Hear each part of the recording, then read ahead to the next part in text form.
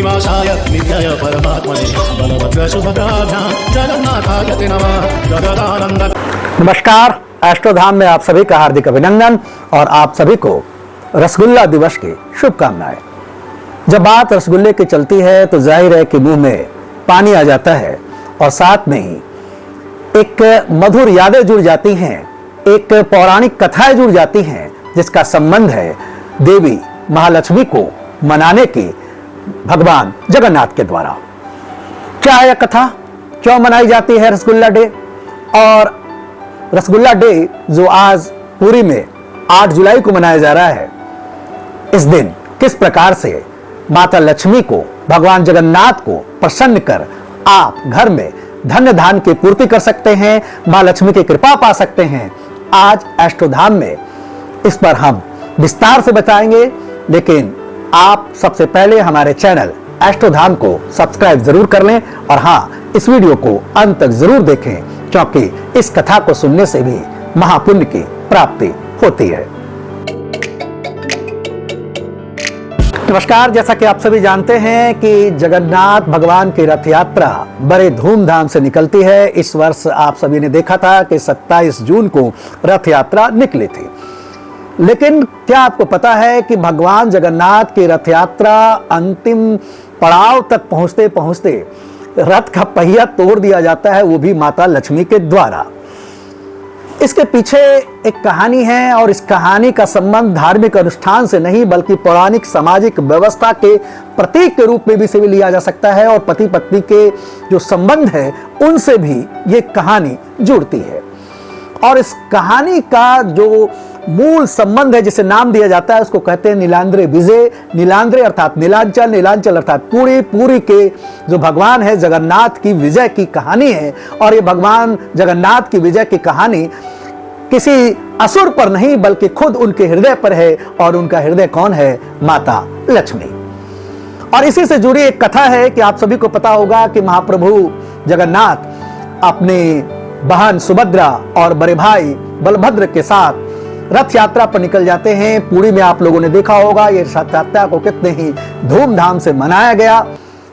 लेकिन जो उनकी धर्मपत्नी है लक्ष्मी, उनको बिना बताए, जाहिर है कि किसी भी पत्नी को यह बुरा लगेगा कि उनके पतिदेव उन्हें बिना बताए अपने भाई बहनों के साथ इस यात्रा पर निकल गए। और जब को पता होगा कि गुंडीचा मंदिर जाते हैं अपनी मौसी से मिलने के लिए, तो देवी लक्ष्मी ने पहले तो 1-2 दिन इंतजार किया, 2 दिन, 3 दिन, 4 दिन, और जब 5वां दिन हुआ तो उनका धैर्य जवाब देने लगा और इतनी क्रोधित हो गई कि पूछे मत। श्री मंदिर का दरवाजा खोला और गुस्से से लाल होती हुई महाप्रभु को खोजने निकल गई। घबराए सेवक इधर उधर दौड़े, किसी ने आग्रह किया कि आप पालिका में बैठ जाएं, ले चलें, लेकिन वो ढूंढने निकल गई। और इस अनुष्ठान को पुरी में हेरा पंचमी के नाम से जाना जाता है। जब देवी लक्ष्मी गुड़िया मौसी के घर पहुंची तो देखा कि भगवान जगन्नाथ, बलभद्र, सुभद्रा आराम से खुशी खुशी झूला झूल रहे हैं, पकवानों का भोग लगा रहे हैं। और वो अंदर जाना चाहती थी, लेकिन भगवान जगन्नाथ के सेवकों ने उन्हें रोक लिया और कहा कि भगवान जगन्नाथ प्रभु की आज्ञा नहीं है, वो आराम फरमा रहे हैं, मौसी से मिल रहे हैं। और नील माधव ने मना किया है। जाहिर है कि इस दौरान महालक्ष्मी के सेवकों का और महाप्रभु के सैनिकों का टकराव होता है, एक दूसरे पर दोनों भारी पड़ने लगते हैं। कोई नतीजा न निकलते देखकर देवी लक्ष्मी गुस्से में वहीं खड़े महाप्रभु जगन्नाथ के रथ का चक्का तोड़ देती है, पहिया तोड़ देती है। और फिर वो गुस्से से वहां से निकल आती है और जगन्नाथ मंदिर आकर वापस द्वार को बंद कर लेती है। जब भगवान जगन्नाथ को पता चलता है कि बाहर इतनी बड़ी घटना हो गई तो घबराए हुए भैया बलभद्र और बहन सुभद्रा के पास जाते हैं और सहायता मांगते हैं, लेकिन दोनों मना कर देते हैं, भाई पति पत्नी के बीच का मामला है, तुम ही कन्हैया इसे सुलट लो। और फिर रोटी पत्नी को बनाने के लिए महाप्रभु निकलते हैं। 1-2 दिन तो सोच विचार में निकल जाते हैं और फिर श्री मंदिर वो रवाना होते हैं। श्री मंदिर वापसी की यात्रा आप सभी को पता होगा, जो उड़ीसा वाले हैं, ये बहुड़ा कहलाती है। और इस दौरान महाप्रभु अपने साथ रसगुल्ले की गोल मटकी जरूर रख लेते हैं। क्यों? क्योंकि इसके द्वारा ही अपनी रूठी पत्नी को मनाना होता है। आप जानते हैं कि हेरा पंचमी के दिन भी पूरी में इस तरह का कलाकारों के द्वारा स्वांग किया जाता है। बहुरा की भी इस प्रकार की यात्रा निकलती है और 12वें दिन शाम के अनुष्ठान के बाद जब देवता सभी मुख्य मंदिर में पहुंचते हैं तो देवताओं का जो गोटी पहाड़ी जुलूस में एक एक करके रत्न शासन गर्भगृह के अंदर जो जाता है और गोटी पहाड़ी जुलूस में देवता एक एक कर चलते हैं, यानी जब तक एक देवता का रथ नहीं चलता दूसरे देवता का रथ पीछे रुका रहता है। एक एक करके माता लक्ष्मी सभी देवताओं को मंदिर में प्रवेश करने की अनुमति देती है, यहां तक कि भगवान बलभद्र, भगवान सुभद्रा, भगवान सुदर्शन सबका प्रवेश हो जाता है। लेकिन मां लक्ष्मी जो हैं वो भगवान जगन्नाथ को प्रवेश करने से मना कर देती हैं और जय विजय जो उनके पार्षद हैं बहुत अनुरोध करते हैं कि माता लक्ष्मी खोल दीजिए दरवाजा, लेकिन वो खोलती नहीं और अपराधी की तरह भगवान जगन्नाथ इस प्रकार से खड़े रहते हैं, कुछ नहीं कर पाते, रथ से उतर जाते हैं, द्वार का साकल खटखटाते हैं लेकिन दरवाजा नहीं खुलता और भगवान लक्ष्मी की आदेश के बिना भगवान जगन्नाथ का दरवाजा खुल नहीं सकता। आपको पता होगा, इससे भी जुड़ी एक कहानी है कि एक बार माता लक्ष्मी इतनी क्रोधित हो गई थी क्योंकि किसी चंडाल के घर जब भोजन किया था और बलभद्र भगवान ने जब इस पर आपत्ति उठाई थी तो वो निकल गई थी। उसके बाद भगवान जगन्नाथ बलभद्र को 12 सालों तक कहिए कि भूखे प्यासे भटकना पड़ा था और फिर माता लक्ष्मी की कृपा से भोजन की प्राप्ति हुई थी, ये भी कथा है। तो माता लक्ष्मी की बहुत महिमा है और जगन्नाथ में भगवान इसको समझते हैं। तो कोई कुछ नहीं कर पाते और जब लक्ष्मी अंदर से उलाहना देती रहती है, ताना देती रहती हैं, गुस्सा करके मुंह घुमा लेती है तो महाप्रभु बड़े प्यार से उन्हें पुकारते हैं, उनके कई नामों से उन्हें पुकारते हैं और फिर उनकी पसंदीदा मिठाई याद आती है तो देवी माँ लक्ष्मी के पसंदीदा मिठाई रसगुल्लों की मटकी उठाते हैं और महालक्ष्मी को भेंट कर देते हैं। यह दृश्य देखकर महालक्ष्मी पिघल जाती है और फिर उन्हें मंदिर में प्रवेश करने की इजाजत देती है।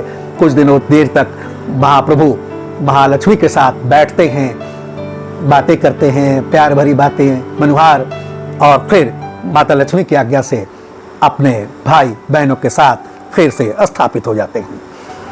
तो नीलाद्र विजय की इस परंपरा को पूरी में रसगुल्ला दिवस कहा जाता है और पूरे भारत में रसगुल्ला दिवस मनाया भी जा रहा है।